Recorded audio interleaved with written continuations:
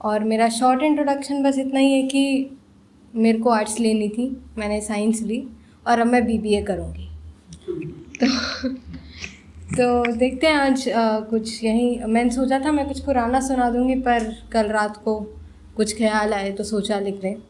अब ये 3 फेजेस ना शायद सबकी लाइफ में ना आते हो, पर मैंने खुद की ज़िंदगी में देखे हैं, तो अगर कोई रिलेट करे तो अच्छी बात है और ना करे तो और भी अच्छी बात है। तो पहला फेज़ ये था कि जब बचपन में जब हम स्कूल में होते हैं तो हमें बहुत अच्छा लगता है कूल बन के कि भूत वूत एग्जिस्ट नहीं करता है, ये सब साइंस है, साइंस में बिलीव करो, जो चीज़ें नहीं दिखती वो एग्जिस्ट नहीं करती हैं, प्रूफ क्या है वगैरह वगैरह, ये सब बोलने में बहुत अच्छा लगता था स्कूल में। दो रात को लाइट बंद होते ही भागते भी थे हम सारे, बट स्कूल में बोलते हुए अच्छा लगता था। थोड़े से बड़े हुए सेकंड फेज़ आया और जब चीज़ों को देखा, लोगों के दुख देखे, परिवार के दुख देखे, लगा कि जैसे लोगों की ज़िंदगी में करिश्मे होते हैं तो हम अक्सर कहते हैं कि एक पॉजिटिव एनर्जी है। जब भी कोई करिश्मा होता है तो हम किस चीज़ का नाम लेते हैं कि कोई पॉजिटिव एनर्जी है और ऊपर वाला, और जिसमें अगर हमें एक बार विश्वास हो जाए तो उसके सारे रूपों में हमें लॉजिक्स मिलता है। तो अगर हम एक बार पॉजिटिव एनर्जी में विश्वास रख लें तो उसके सब रूप हमें लॉजिकल लगने लगते हैं।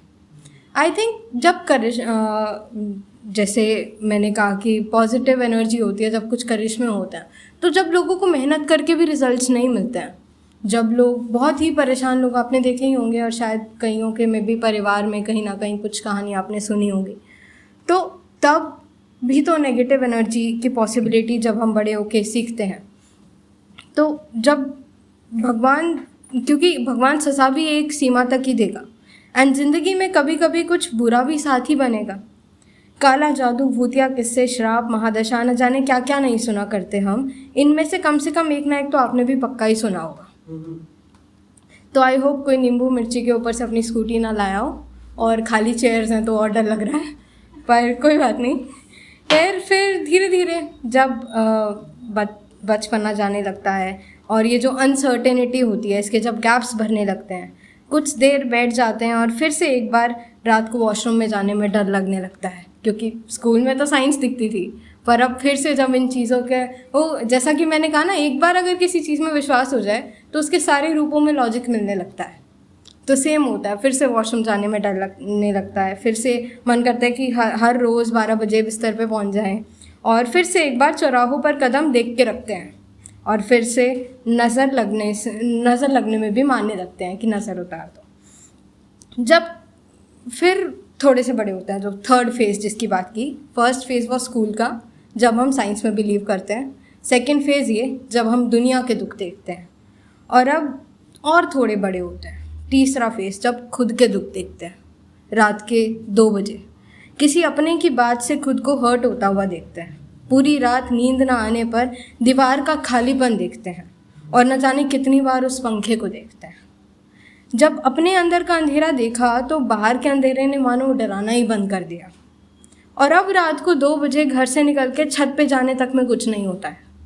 वो अलग बात है कि कई लोग प्रेमियों से बात करने जाते हैं, पर मेरा मतलब आप समझ गए।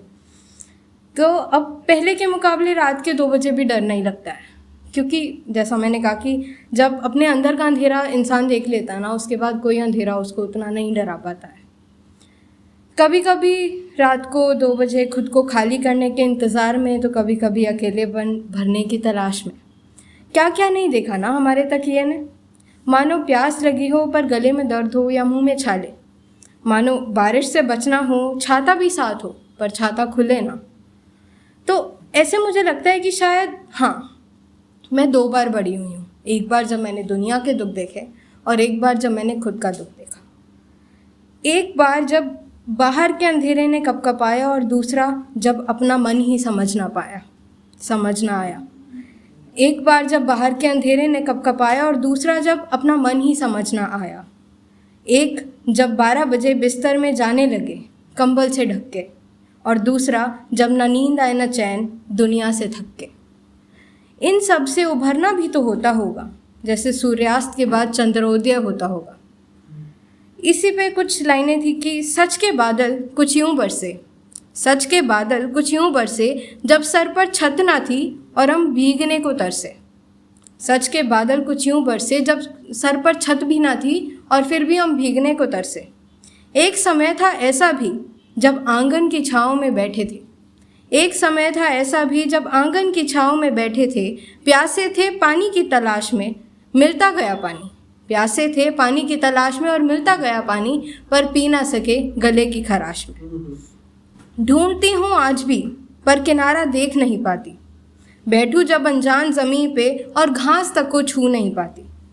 काश के वो बादल की परछाई बरस सकती हम पर, काश के वो बादल की परछाई बरस सकती हम पर बादलों को तो दूर जाना है। काश के वो बादल की परछाई बरस सकती हम पर और बहा देती सारी तन्हाई। बादलों को तो दूर जाना है, पहाड़ भी परछाई भी कहाँ रुक पाएगी। बादलों को तो दूर जाना है तो परछाई भी कहाँ रुक पाएगी। उसी ने देखा हमें करीब से, पर बादलों को कैसे बताएगी। That's it. And I think इस कहानी की एंडिंग ना अपने हाथ में ही है। जो भी ऑथर होता है उसी के हाथ में कहानी की एंडिंग होती है। मैं अपनी एंडिंग ठीक करती हूँ, आप लोग अपनी करिए अपने हिसाब से। अच्छी या बुरी अपनी कहानी है, देखी जाएगी। Thank you so much.